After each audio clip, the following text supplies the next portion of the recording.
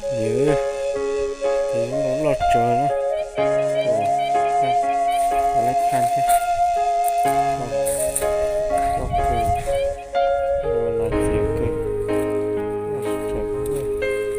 Thế là lấy khăn. Ôi giời, nhìn nhua, chọc bọt độ. Hơi, chọc bọt độ à. Là chỉ một mọc kìa đâu ta là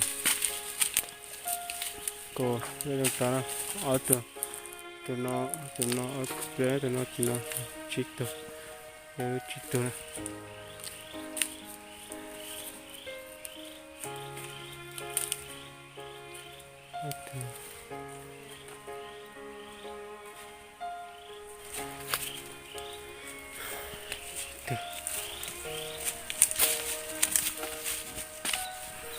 như mẹ nó không còn nhà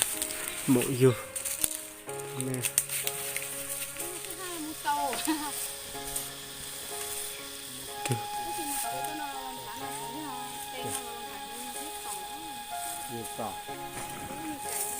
nó từ đu nó toàn nó từ rồi ấy nè từ do ấy nè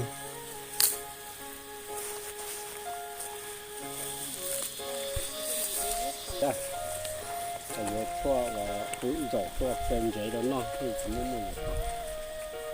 nó kiểu chỉ có một giọt là có tóm một của nhau chứ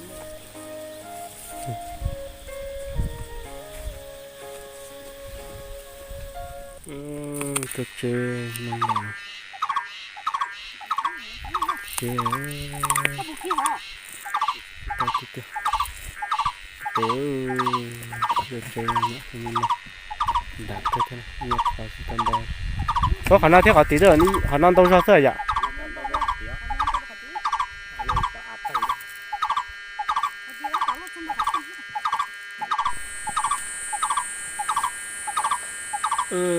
chơi nữa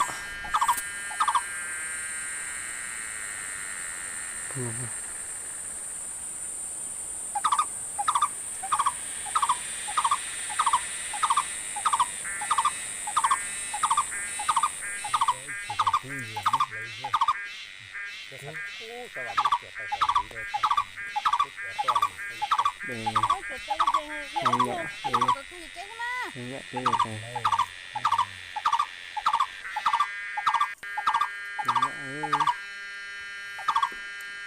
cái lần trò sắn dê rất cửa này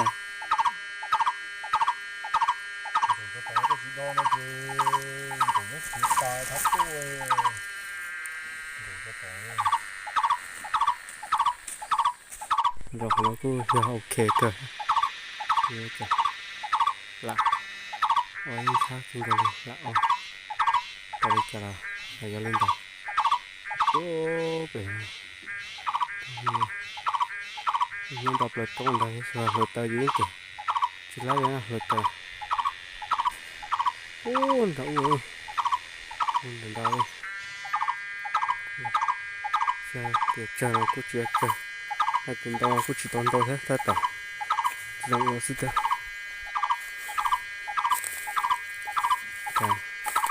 mình nhìn xa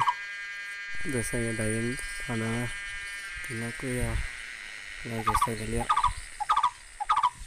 tụi nó này